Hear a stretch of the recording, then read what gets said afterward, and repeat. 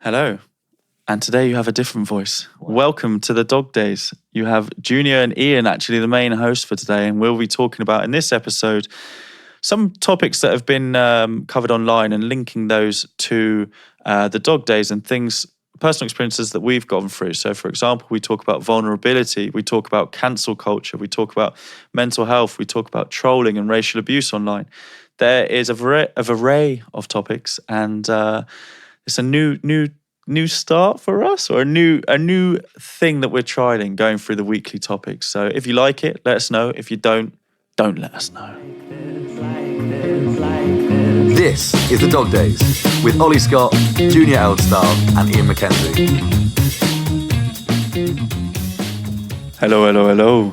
Welcome to the Dog Days, and today you have two new co-hosts as our main host. It is not here, and we, without telling him, have decided to record a podcast prove to him that we are more than worthy without him. We don't need you, B. I'm joking. We miss you. Yeah, we miss him. We've got a new setup today. We've changed our table around. It's just the two of us, so it's Junior and I, and I feel like sometimes with episodes we don't speak enough, and I think this not speak enough, but we don't always get to go deep on topics for our own personal lives, because the podcast is very much about the guests. So there's no guest today. It's just you and I. It feels very intimate. To be fair, I think we should redo that introduction, how Ollie does it. Really, you know how he goes, "Hello and welcome." Well, let's keep going. So you'll go first. Go on, do it. Okay, I'll go first. Ready? This is my impression. Hello and welcome to the Dog Days. On this week's episode, we... Okay, I'll go. Hello, and welcome... No, it's like really posh, isn't it? It is. And welcome to the Dog Days, and today you're in store for the best podcast in the world. But no, we love him. He's a very, very good host. Exactly. And today we tried a different format. There's a few topics in the media this week, and we felt like it would be good to try and, in a different format, to try and speak about five things that have happened online, and relate those situations to experiences in our life and situations that we've had related to those experiences. So the first topic that I thought was interesting was last week, Mia Khalifa, who is a previous porn star. Not anymore. Very key, not a porn star anymore. But she has done porn in her career. And that's kind of how she was started out, and that's how she was well known. And recently I've noticed a lot of content from her trying to get involved in football, trying to get involved in podcasts. She was due to go on Geordie's podcast, for example, who we'll also be talking about today. She was due to go on Geordie's podcast, and they cancelled it because she refused to talk about her porn career. And she's been refusing to talk about her porn career in a lot of interviews. And so much so that she was on a radio station in Tampa, and she was introduced as a porn star, and she immediately lost her rag and said how disrespectful it was. So she the other day did a really intimate interview, and it was the first time she actually spoke at length about her porn career. And one of the things that she said is that she wanted to take control of her narrative and be vulnerable and talk about this situation that has long been very shameful for her. And I think you were on a podcast with Josh Conley and Ollie talking about shame and vulnerability. Obviously, looking at what she's done and what she's come out with, I think, like Brené Brown says, to show vulnerability is the greatest measure of courage. And I think for someone like her to sort of have this stigma attached to her, as a lot of people do through careers they might not necessarily have of choice, but they might have fallen into it in a certain period of time. Because I know you said that she only did it for, was it 3 months? Apparently, she earned $12,000. The fee was $12,000 in 3 months of porn, and that was 12 videos, $1,000 per video. Yeah, so I think that was the main discussion point, was how much she actually made, which isn't really relevant, into. Well, I mean, I think because people assume that she sold her soul to the devil, and selling your soul, for 12 grand is So from going into her shoes, it's like you're forever told that you're a porn star, because in 3 months she made some very viral videos. I think one of them she wore a hijab, which obviously it was a parody kind of video, but that spread like wildfire on the internet. And I think it must be very frustrating for everyone to assume that you sold your soul when you only made $12,000.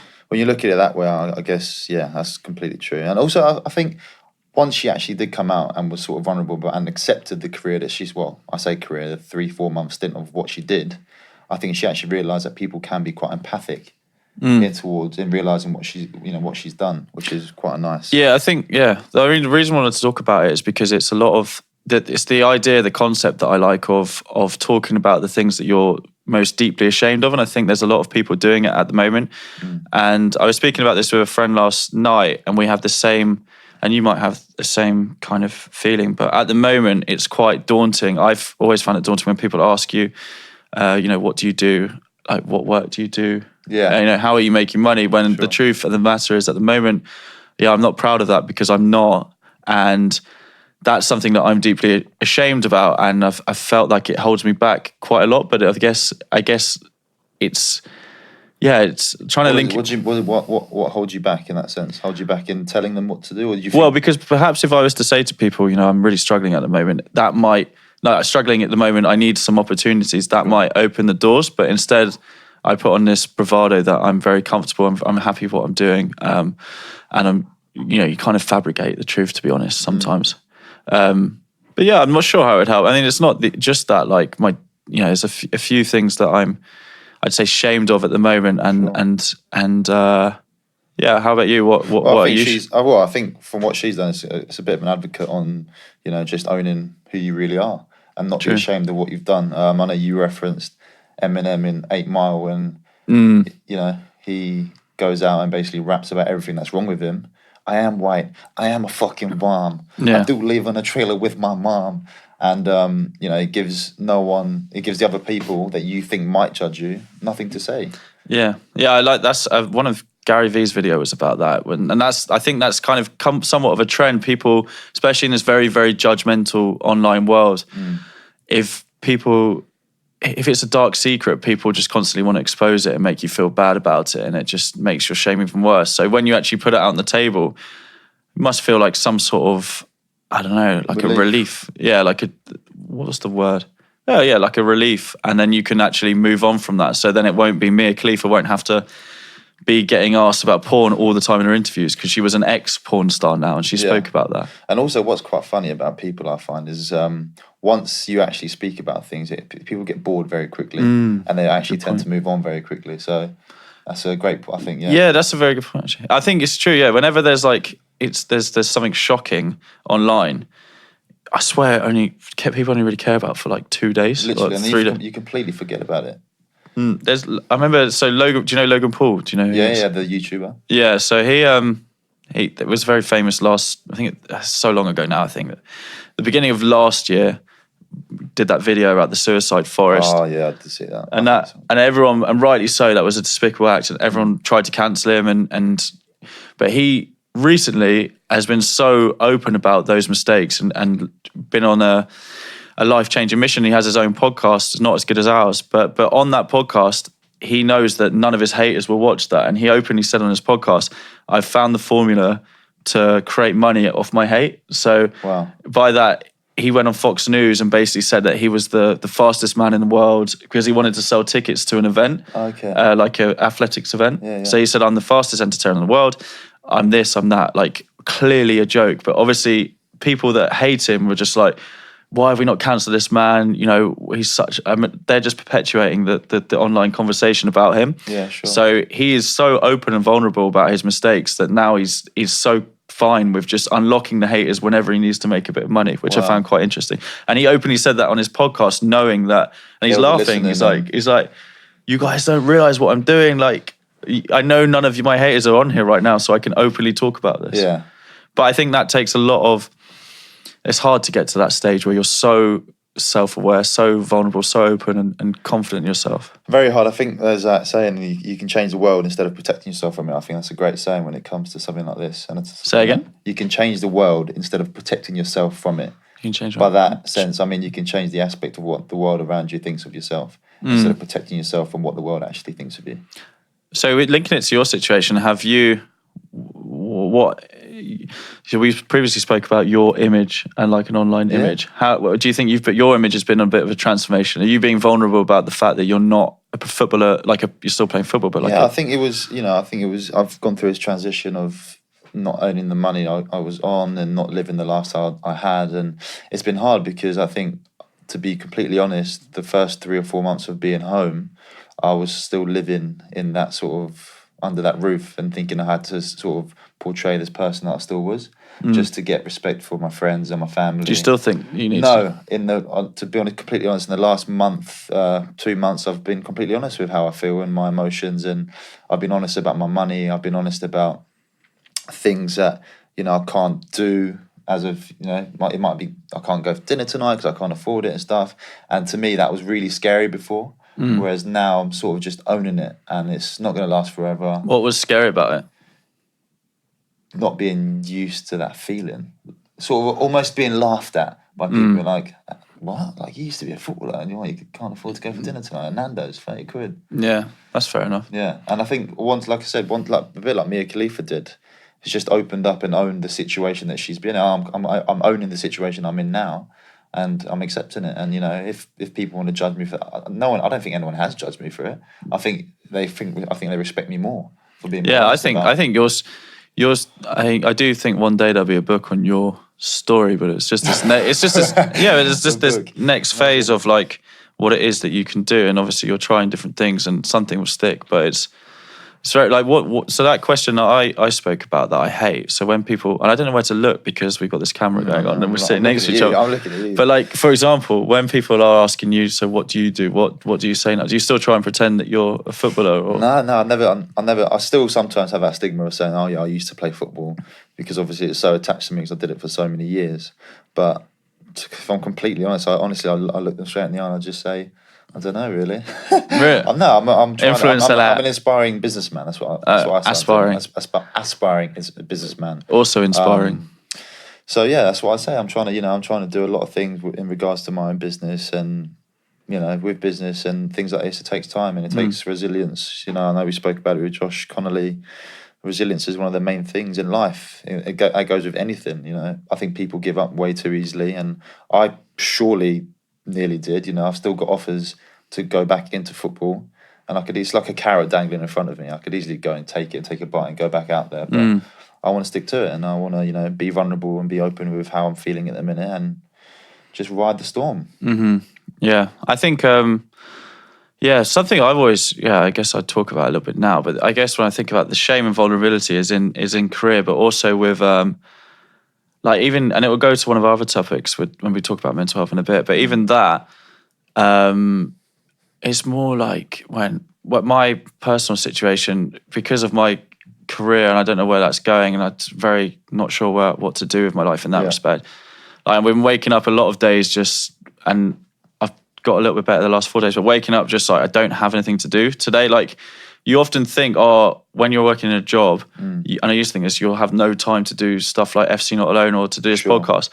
But I actually think it's a lot harder for me at the moment when I've got so much time to be productive at the time, because it's just difficult. I find it really difficult. I've even, like, some people I've heard of, like, when they were out of work, they managed to just hit gym every day and but I just get. That's like, what I'm trying to do now. You know what's funny is I've got a board Monday to Friday, and I write obviously my tasks, daily tasks or the weekly tasks, and I tick them off and stuff. And when I used to play football, and I had like a thing, I'd, you know, be busy every day and little things there, put the time here and there.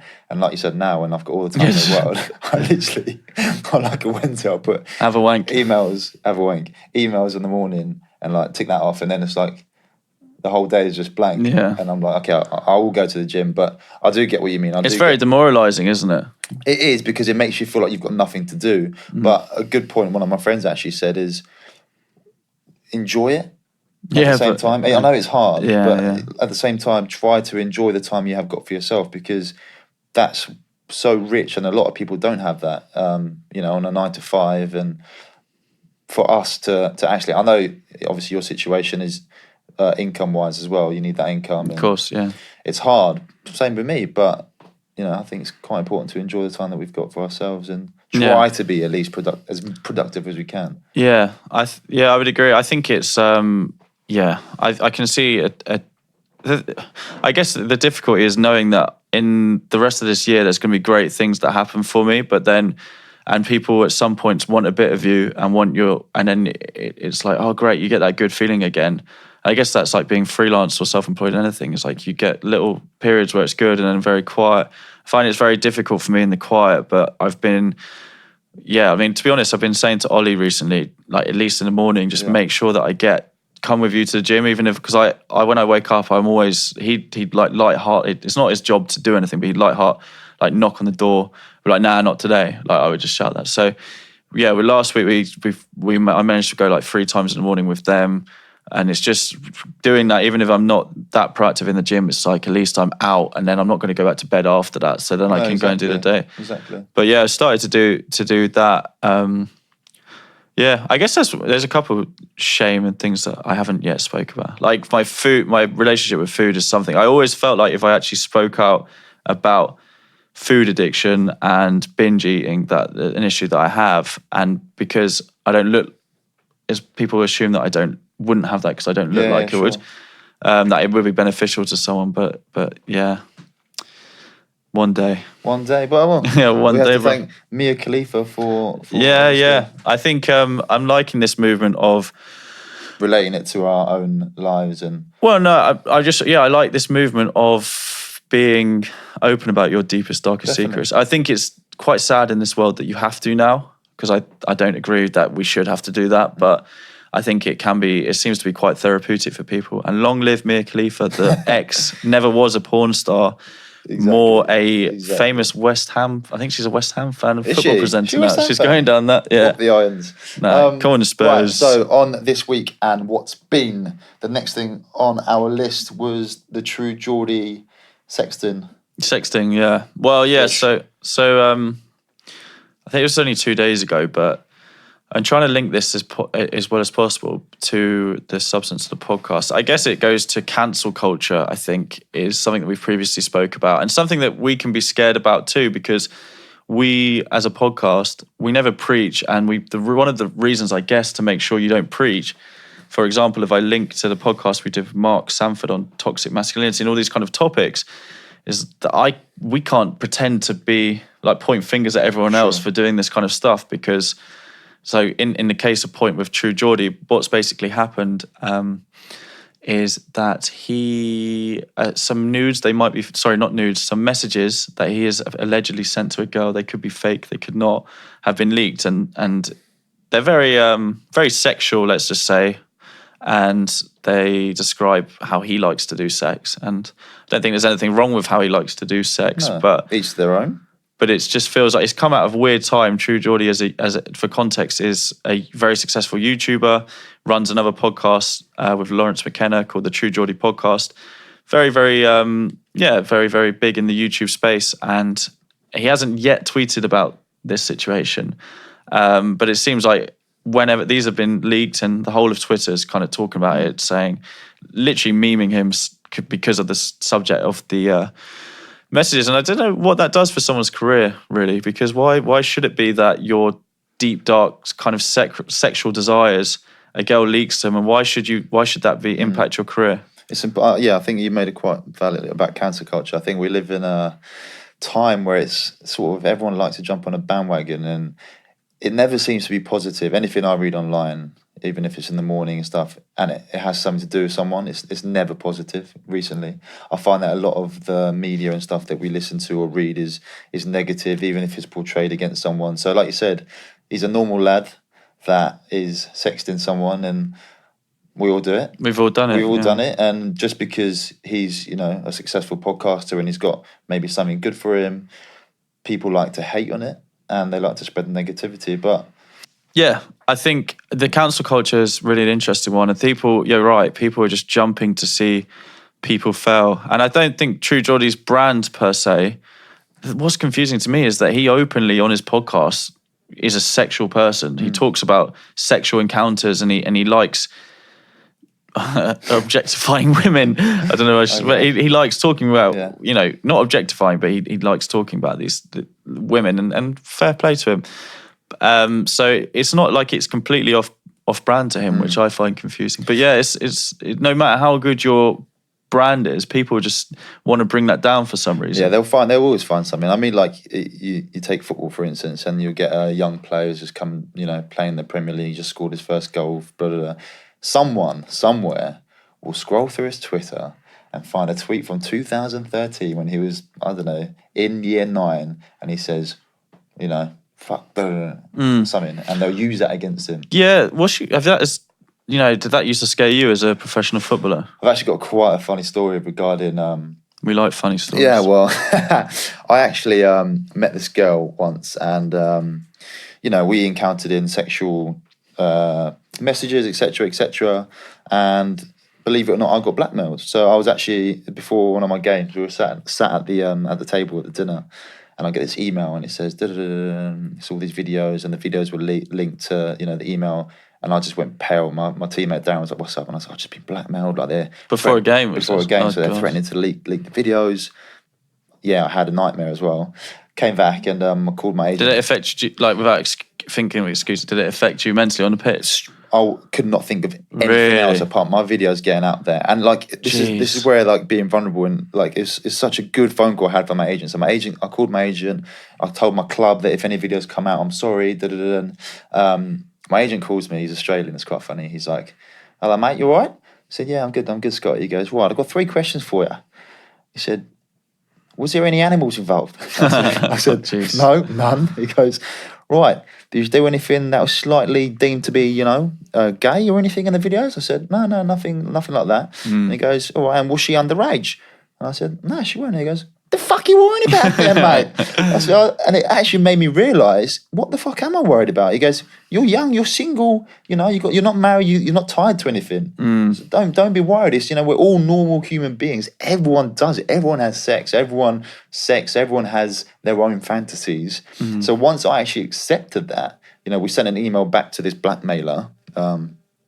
These videos are probably out somewhere, so please don't research them or Google them. But we sent an email back and we just explained, I've got nothing to hide, I've done nothing wrong. So if you want to link them. Look at Kim K. She's made millions. But yeah, I think that stage, that phone call made me realise, to accept that everyone's normal. And I think with like cancer culture, I think everyone jumps onto something they're not really familiar with, or, they're uncomfortable themselves talking about it. Yeah. Look, that's quite a funny story, and thank you for sharing that. I think, with cancel, it's like what I said, to be fair, in the first one with cancel culture, people were cancelling Mia Khalifa until saying she's a porn star, she's a porn star, she's a porn star. People go over that, and it's like Logan Paul, everyone tried to cancel that. And to be honest, like what he did was one of the worst things I've seen online.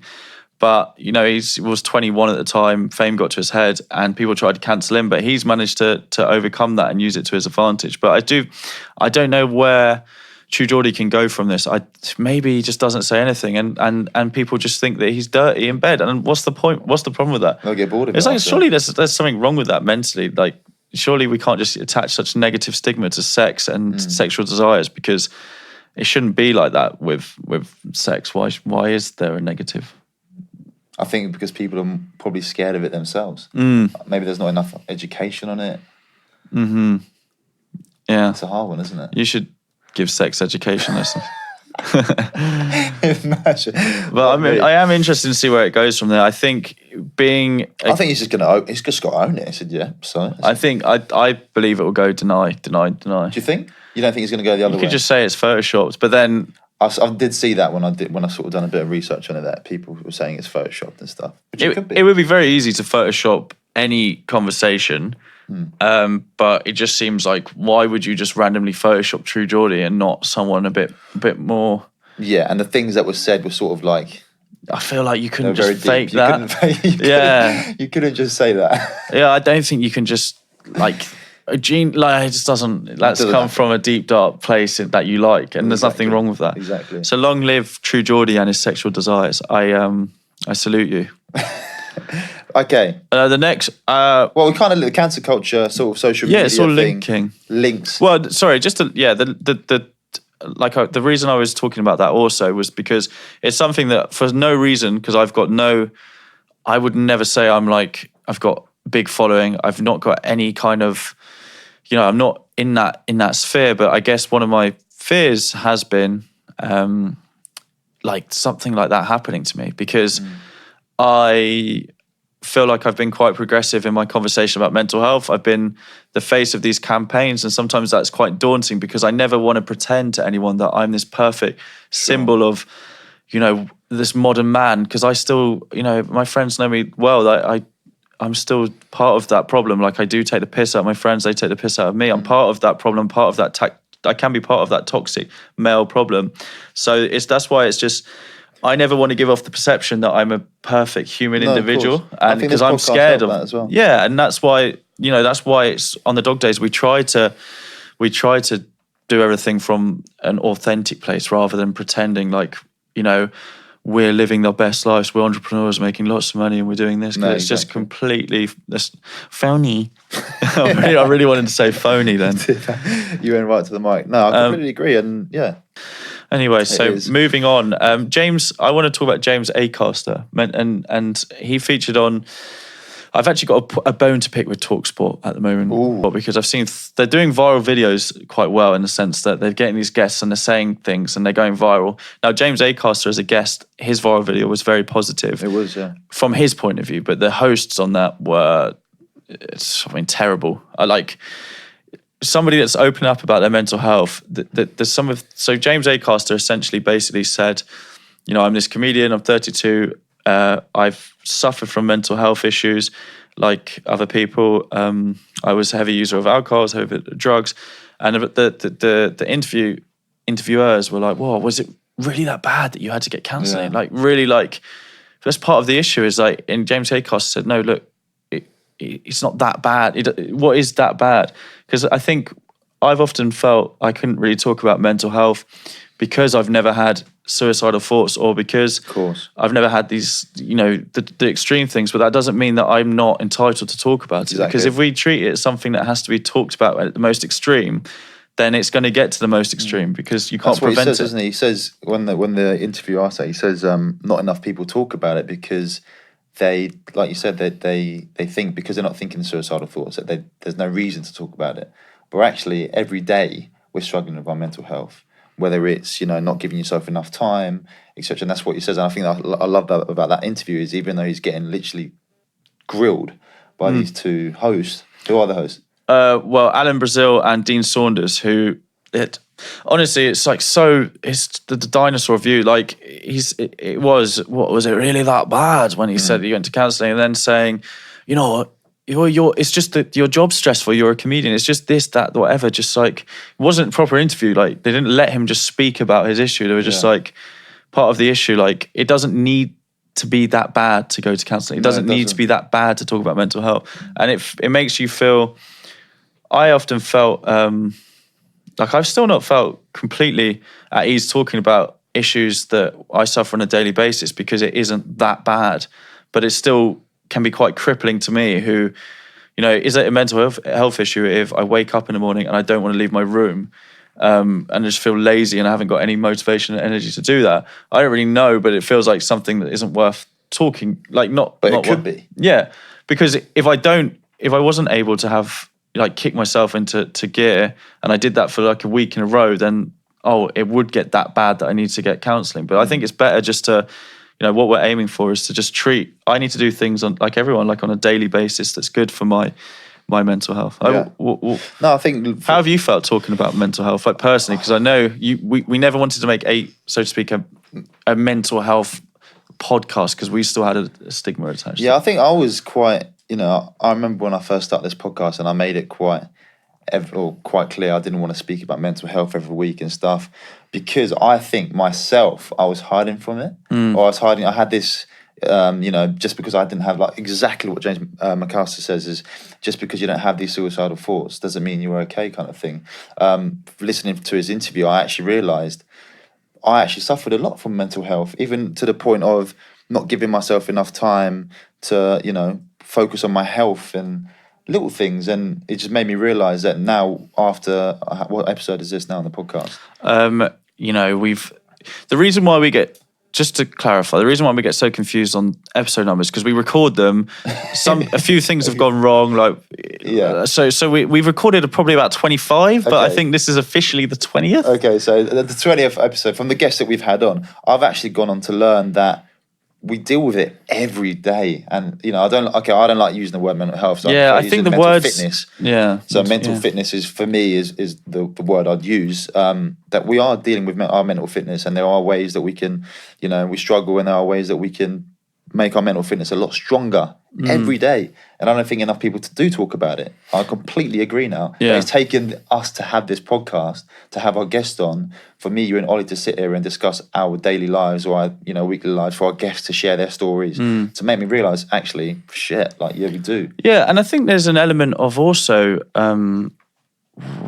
not empathy, the word I can't think about. I think perspective, actually. So speaking to other people about the battles they struggle, and that is, I think that without realising it, the Dog Days is somewhat of a mental health podcast because we're talking about people when they've had to go through adversity to get through the other side. And I think that's what's so endearing to us, is to know that there are other people out there who have struggles, because everybody has their own struggles. Exactly. So by listening to other people, you get a perspective and you feel that you're not alone. #FC not alone. Boom. And, that's always been, for me, I've wanted to do FC Not Alone, and because it was a great thing to share with my cousin, but also by doing it allowed me to feel like I was not alone, because I'm realising that a lot of people out there are struggling with different things, and by sharing other people's stories, it helps me from a selfish point of view.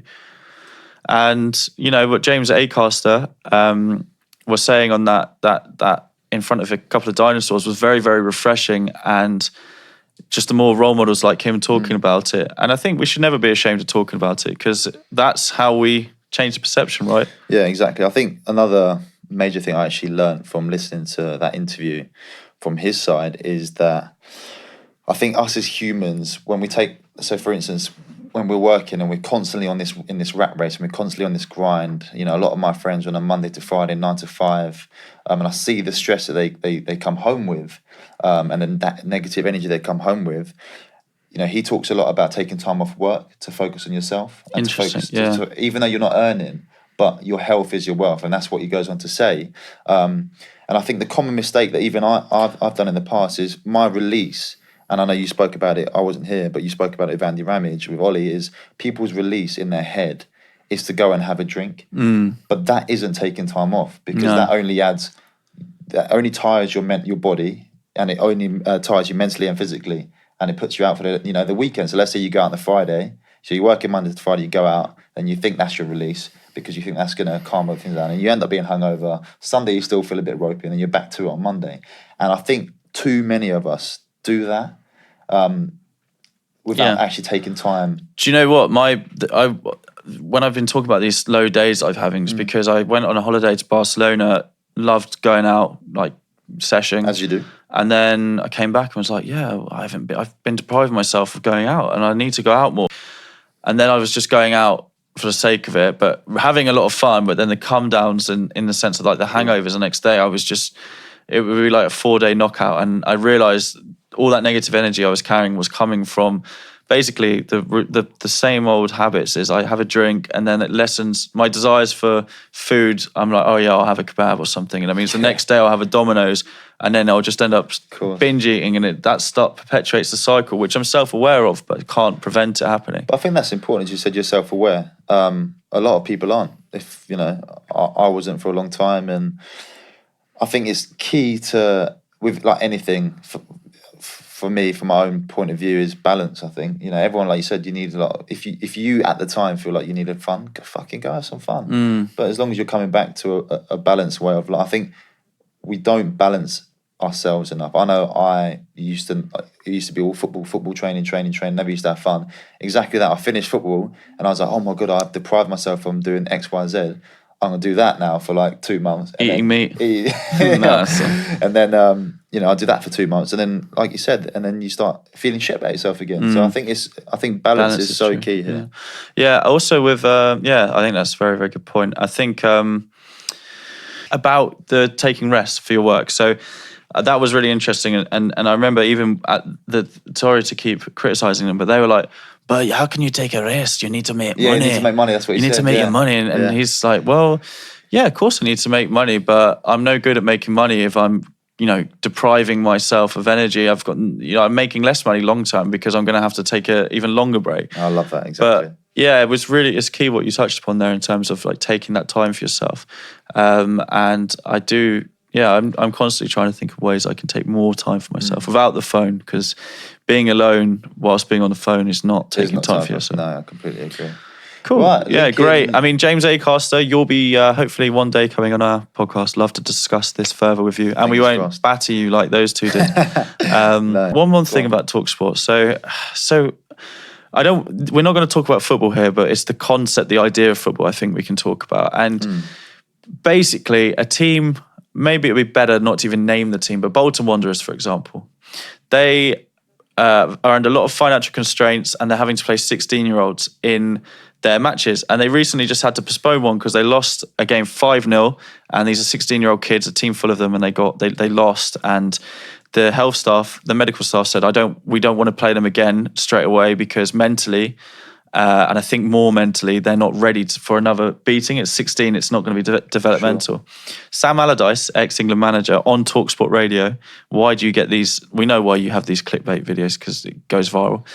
He said, that's a disgrace that they cancel those games. It will make or break those players. But sure, if it makes 2 players, fantastic. If it breaks 9 players, what does that even mean, make or break a football player? Yeah, no, I think it's because Sam Allardyce is wired very old school. And I think he's still got that stigma between actually players that will struggle with that.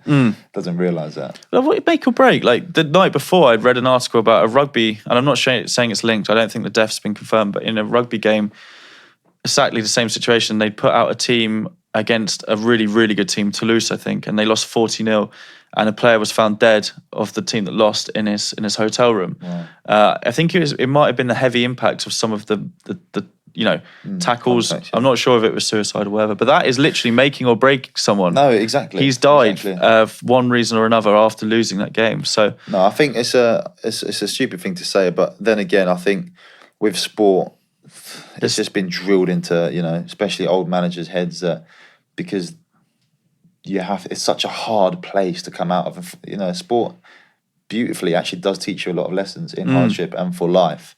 But at the same time, it can break you. And I think to put a team out 16 years old, some players they're playing against 30, like double their age, exactly, and they've got one thing on their mind: how to win this game. Let's get in their faces. Exactly. Let's go in hard at tackles. They're kids. No, exactly. Because the other team needs to win the games. Everyone needs to get paid. Everyone needs to win.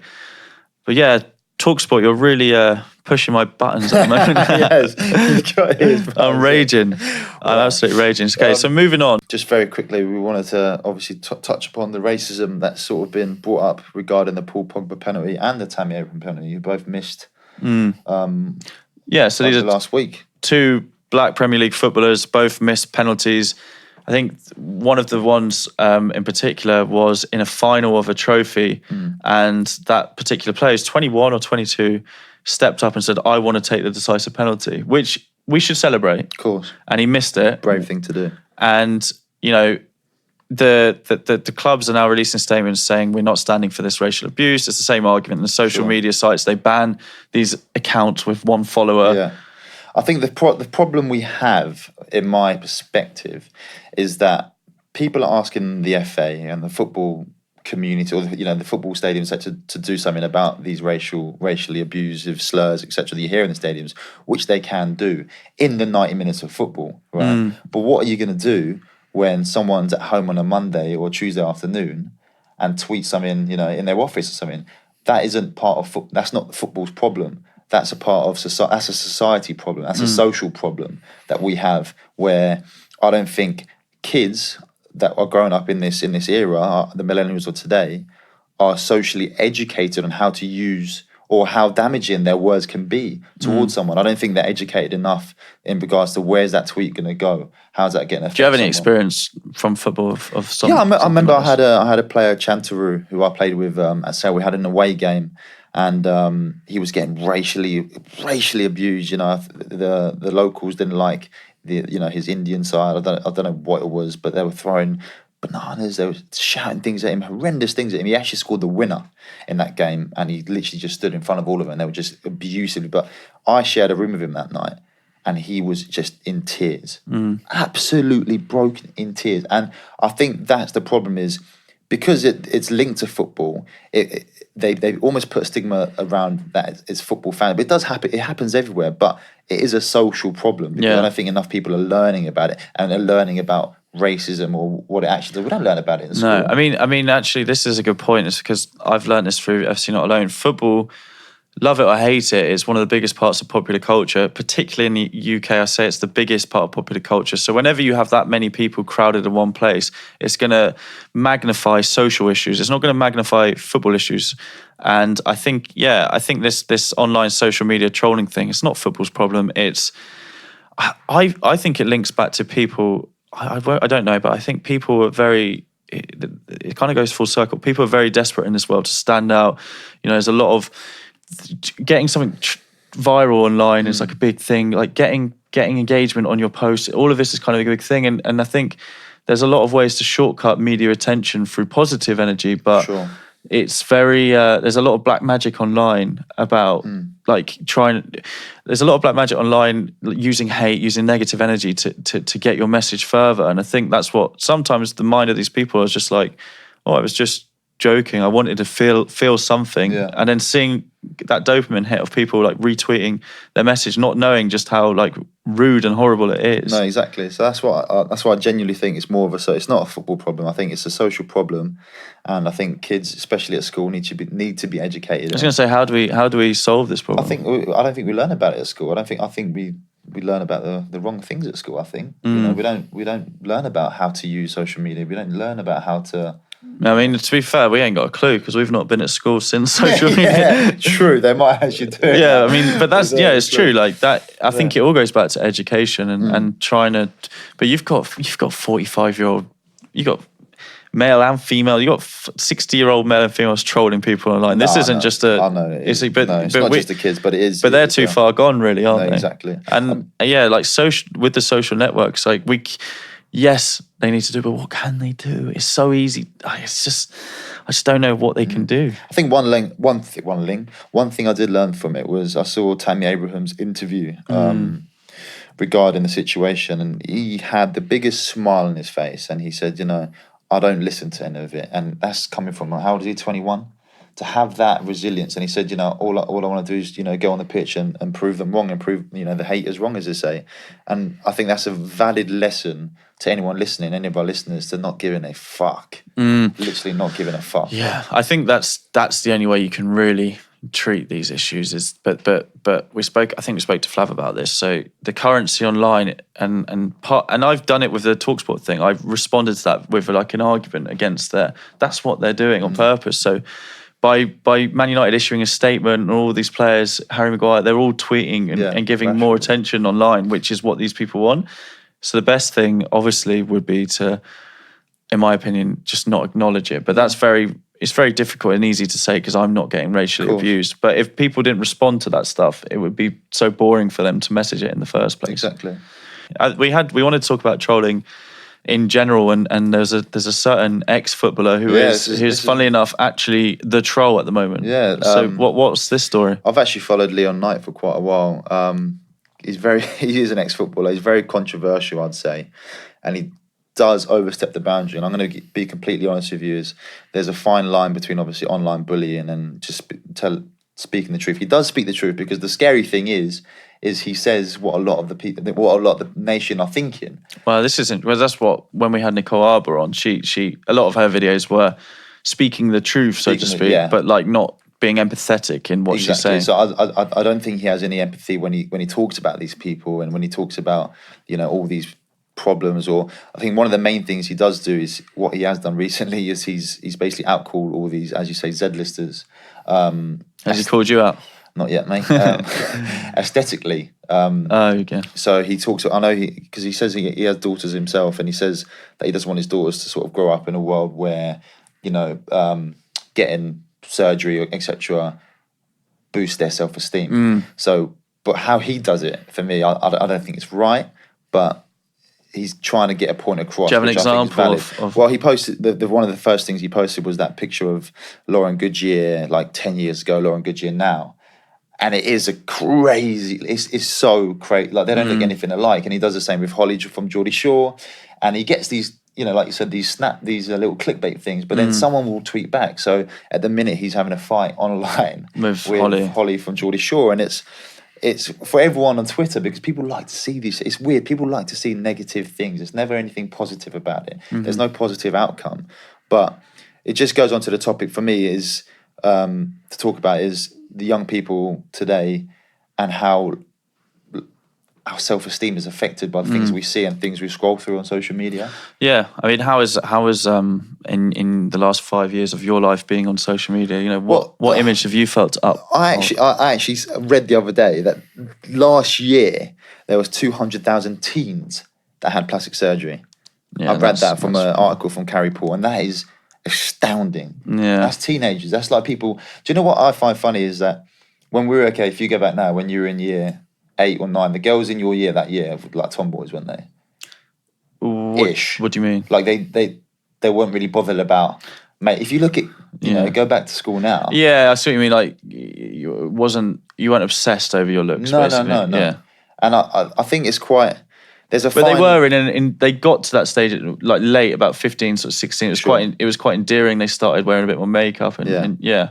I think there's a fine line between bashing people for getting stuff done that makes them happy. I think that's where he crosses the line a little bit, because I think he's got a valid point in regards to people wanting to change themselves because, you know, for the sake of, oh, she's got big lips, or, you know, you look at someone on Instagram, I do it, and I look, he looks like he's in shape. But then I forget, there's a filter behind it, there's Photoshop behind it, there's lighting behind it, there's so much behind it. And you very rarely see someone post on social media their true shape or their true, you know? I also find it's like not just the imagery you've seen, but like what they're up to. I don't know, like likes, how many like followers and all that kind of stuff. I think it's such like everyone's talking about this stuff, but it is quite important. As I often, even with this podcast, to be honest, you look at it and, you know, 1 week we've had 500 people listening, and I'm why am I not happy about that? I should be. That's 500 people are actually caring to listen to us. Yeah, I mean, I think it's like you can't ever tell someone what to do, right? So that's what I think Leon Knight tries telling them what to do. I think his approach is terrible. Yeah, so I think you can never tell people what to do, but we do have our own opinions. But if it genuinely helps them in their self-esteem, or it really helps someone in their self-esteem, then fuck it, you know? Yeah, I think that his argument is a bit of a straw hat argument in the sense that he's being horrible to people and then saying, you're doing this to my daughter. You know, he can still parent them well. His daughter. And I don't think his parent, if his daughter was to see what he's getting up to online, that might be more troubling to her than. But yeah, I understand the notion of what I think he then links it to the Z-list as being sort of like as you say, an icon to the millennials of today, because that's what they watch on TV and that's what they're sort of fed is, you know, the sex, the drugs, you know, why are you looking up to someone who's going out and getting shanked on TV, as you'd say? It is. I mean, we're going to have to deal with this when we bring up children in this world. But I feel, you know, I'm often, like I said, one of my shames is to do with food and body dysmorphia and the way I look at myself. And I think it's always difficult. Even like people think this problem exists with just females, and what people say can insinuate that, you know, women have it hard, they need to be perfect. And to some extent, I would agree, it's very, very difficult. But men have it. We also struggle with it. Like I see people in great shape online. I see people running really successful business. I see all this stuff, and we also compare ourselves to them as well, and it is difficult. Well, aesthetically as well, you know, like with hair loss and things like this. You know, you see men going out and getting hair transplants and getting Botox as well. You know, that's not uncommon. I'd say, just for the record, I think just so people know. What I think hair loss is the big one men rip each other about, and then you know, it's often a phrase to go to Istanbul to get a transplant, and then like body, like you got a Derby Kelly, you got a belly, you got a Derby mate. Yeah, so I think what we can learn from Mr. Leon Knight is there's the big conversation. I think it's reaching a breaking point, and I don't know how it's gonna where it's gonna go. But with clubs, players all backing this thing about trolling and social media, it's got to change. Something will change soon. I don't know what's going to be introduced. I don't know if it will work, but we are getting to that point. IDs. IDs. IDs. Harry Maguire said. Yeah, well, Harry Maguire said you need a license. driver license to set up a social media account, and someone said, "Could you imagine going to Gatwick Airport? No, sorry, American immigration, and them saying, sorry, you're not coming into the country because you tweeted about Mesut Ozil being missing in action."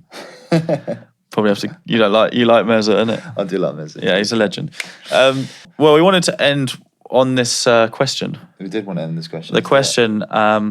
So me being late to the party, I've recently jumped on Dave's psychodrama album, and one of the songs, "Environment," is I've had to like listen to it on repeat. It just fascinates me. I think the whole album's fascinating because it's from the perspective of him visiting a psychiatrist, and you often hear this psychiatrist in a lot of the songs. And in this particular song, it starts with the psychiatrist asking, What do you think people see when they look at you? so I'm going to ask you that question, Pooch. What do you think people see when they look at you? From past experience, I honestly think that people, when they look at me and they first see me, they think he's arrogant, self-obsessed, and definitely a footballer. 100%. That's the three things I'd say. Yeah, I think Very negative. I have to say. Sorry. And I That's very think, yeah, negative. that's fair. I think when I saw you online, the image you were portraying was, not so much arrogant. I just think it didn't. I could see that you're a very nice guy, and that didn't really come across. Yeah. So it wasn't. I think you're arrogant. I was more like the way you speak to the camera and everything's a bit mad. But knowing you, I know you're definitely. What was the three? So arrogant. And just like a footballer, which is No, arrogant, self-imposed. self-imposed. Yeah, I would. I like they think I love myself because I look after my hair. No, yeah, I definitely don't think you're like that. No, you're definitely not an arrogant person. Everyone, it's interesting, isn't it? It's just to be kind to you, everybody when they like on second meeting and you've spoken and been yourself, people are like, well, he's a really, really nice guy. Like everyone, I mean, I got feedback from a guy, the football coach that I connected you with, and he's really in awe of you as a person because you're a nice guy. So Sawsey. yeah. We got Sawsey. And what about you, Mr. Mackenzie? What do you think? I think, oh man, I think people think I think I worry about most, I guess, is, he hasn't got he's going nowhere with his career. He's a bit of a, loser in that respect. Very like, I think some people think I'm arrogant.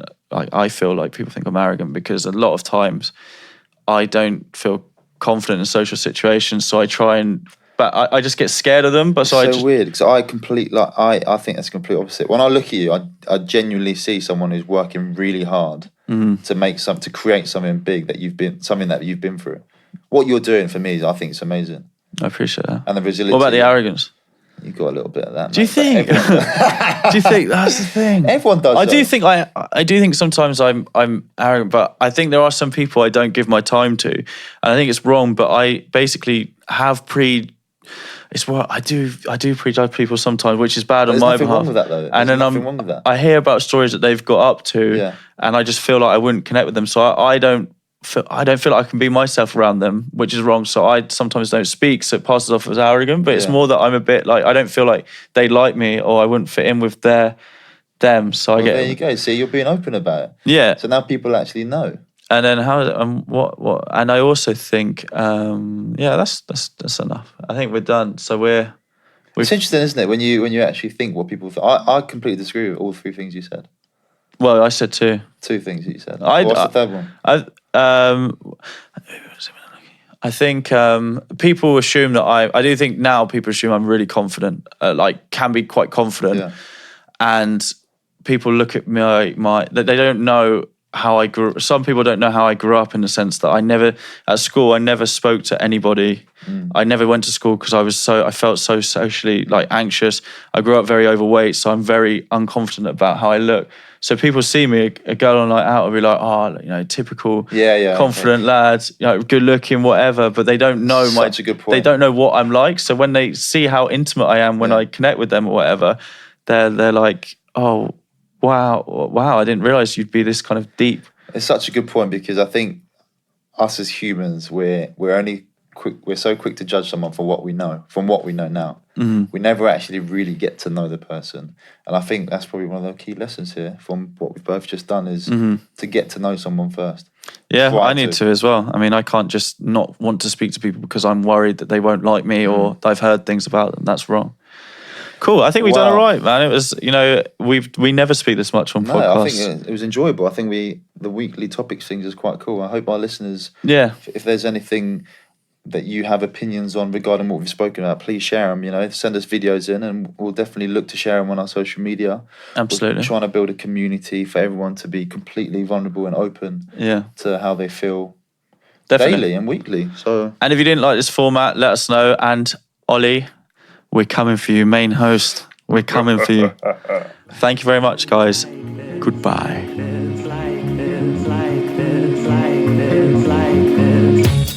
Thanks for listening, guys. Don't forget to follow us on our socials at The Dog Days Pod. Leave us a comment, let us know what you think, and we'll see you next week.